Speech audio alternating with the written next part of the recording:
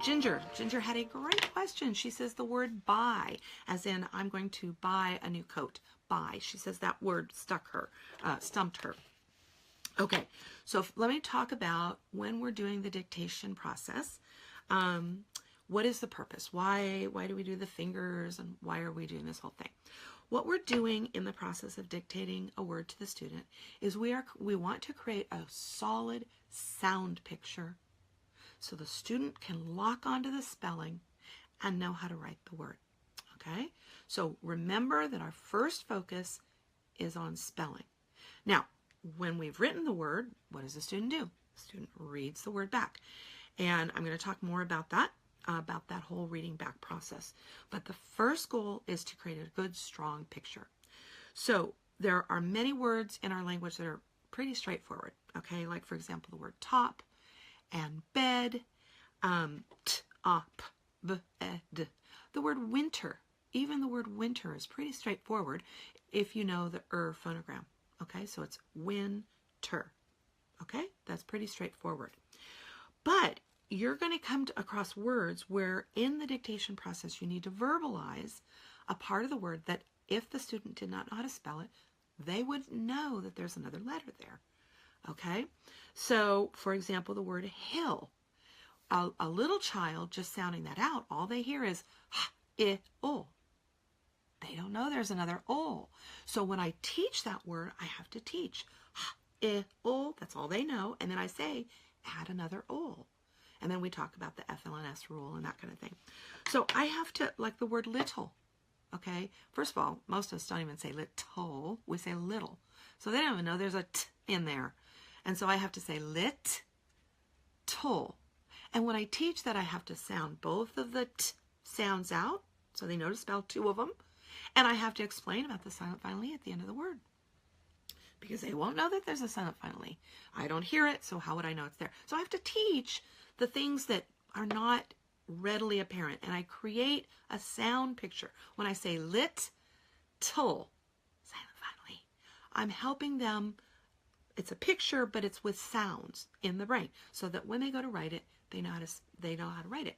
And we do this all the time with words that are kind of tricky. For example, the word Wednesday. When you go to spell the word Wednesday, how many of you think Wednesday? You know, no, we don't say it that way. That's not how I'm going to meet you next Wednesday. We don't say it that way, but we have that sound picture or that sound pattern in our brains to help us know when we go to write it to get that D in there, okay? Wednesday. We hear Wednesday. Wednesday. And that's not going to help. If we go strictly by how we say it, that's not going to help us spell it correctly. So we created that sound picture. Now, one of the things that is very important for you to understand is the idea of think to spell, okay? And there's a section in your SWR book. It starts on page 78 right here, and it goes all the way to page 89.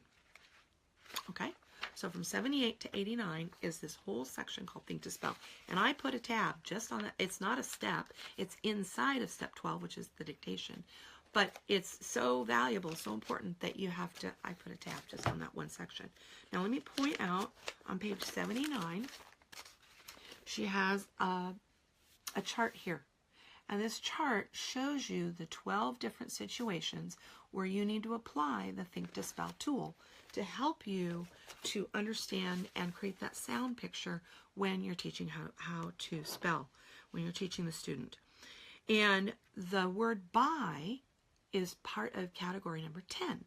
And we're going to add a syllable for thinking to spell. Let me make sure I've got the wording correct on that. It's add a syllable for thinking to spell. I got it right. Okay, so what's the problem with the word buy? Okay, now we're not talking about buy like he went by the house. We're not talking about buy like goodbye. That's different. We're talking about buy as in I'm going to buy a new coat. All right, what's the problem with this word or the part of it that we need to help the student create a sound picture so they'll remember how to spell it? What's that U? And it's silent, okay? So how do we remember a silent letter? Well, we're going to vocalize it. And so what we're going to do is we're going to take a one-syllable word, buy, and we're going to create a two-syllable word so that we hear the U. And then we can remember it when we go to spell it. Now, I will tell you, this is the part of the learning process. And once a student learns to spell the word, they don't even have to think this way.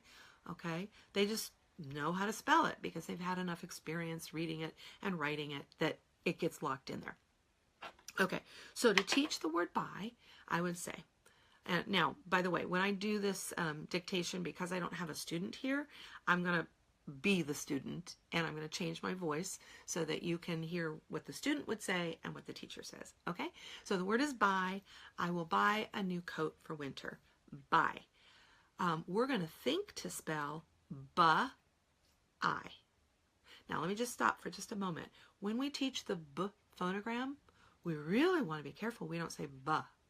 A lot of times teachers do that. They don't even know they're saying it. They say buh, and they add that extra sound.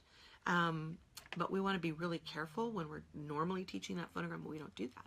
So normally we would say buh, buh. And if you have a problem with that, if you think you're accidentally adding that vowel sound, clench your teeth. Because if you clench your teeth, it's hard to add a vowel sound. So buh, buh. See, it's hard to say, hear that. But in this case, I'm going to add it, and I'm going to exaggerate it because I want them to hear the sound. So I'm going to think to spell buh, I. Okay, I want you to say that after me. And the student says, buh, I. Wonderful. Okay, how many syllables was that? Buh, I. The student says, 2. Great. What's that first syllable? Buh. Sound it out. Buh. Notice it's the student saying that, not me, the teacher. My mouth as teacher is closed. Student is telling me the sounds that he now hears. B. Do it again. Ba. I. Great. What's the... sorry, I did that wrong. Sound out the first syllable again. Ba. B. Ah. Great. What's the second syllable? I. Wonderful. Ba. I. Now, I'm going to talk about this, and I say, I hear I here. What rule do we know? Now, by the time we get to this word, we're in L. I don't know where you started, whether if you started at A, they should be very familiar with English words that end with I. That's when we bring in the I, the stand-in vowel. If you just started at L, they won't know that, so I need to make sure I reinforce it. So what I do I use at the end of English words? The stand-in vowel. English words don't end with I, so I have to bring in the stand-in vowel, the I. So let's say it one more time. You sound it out. First syllable, ba. Sound it out, b, I. There we go. Now you can see my fingers.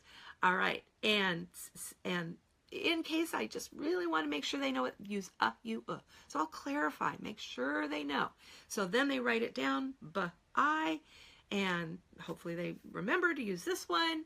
And then, okay, now teach it back to me. And I write it on the board based on their dictation. Okay, so that's how I'm going to do that. The purpose of pulling it apart and making it 2 syllables is so that I can really lock onto that silent letter. Now, there's other examples of when we do this. So, for example, the word people. What's the silent letter in the middle of people that a student wouldn't even know is there if we didn't vocalize it? Well, the O. What is that O doing in there? Okay, it's not E-O. That's not a multi-letter phonogram. So we think to spell P-O, pull. Doesn't that sound funny? But that's what we do. It's just like Wednesday. It's something we do to help the student lock on to the sound picture so that they can understand. Okay, so Nikki, you need to come back and listen. So what I'm saying is it is a 1-syllable word. It absolutely is. But we're applying the think to spell technique, number 10. And that's where we add a syllable for thinking to spell so that we can help the student lock onto the sound picture of a letter we don't hear in speech. And so like in the word people, people, that's a 2-syllable word. But we're going to add a syllable for thinking to spell so that the student knows to use that O. How about the word diamond? Diamond. 2 syllables, right? Well, what about that A? What do we do with the A that's in the middle that we don't hear in normal speech? We will think to spell diamond. How about parliament? Parliament. Oh, there's an A in that one too. So we think to spell parliament. So we're going to add, now we don't do this a lot, but there are words where in order to create that sound picture, we need to add a syllable. And somebody just asked, they said, I notice that sometimes the syllable count is different on, okay, let me go to L, the word by, I think was in L1. L2? Boom, boom. There it is. Okay, so it's in L2. So if you look at page 72 in the Wise Guide and you look at the word by, it's one syllable. Because on this side of the page, on the left side of the 2-page spread, she shows you what the dictionary syllable breaks are. Okay? But then when you go over here and you look at the word by, there it is, and it's broken into 2 syllables. So this is the think to spell, and this is the dictionary. So if there's a difference, and it doesn't happen a lot, but if there's a difference, this is the way we say it in normal speech. This is what the dictionary tells us for the syllable breaks. And then this is, hi Melinda, then this is for think to spell. Okay, and it doesn't happen a lot, but sometimes you'll see that there's a difference, and that's what that is.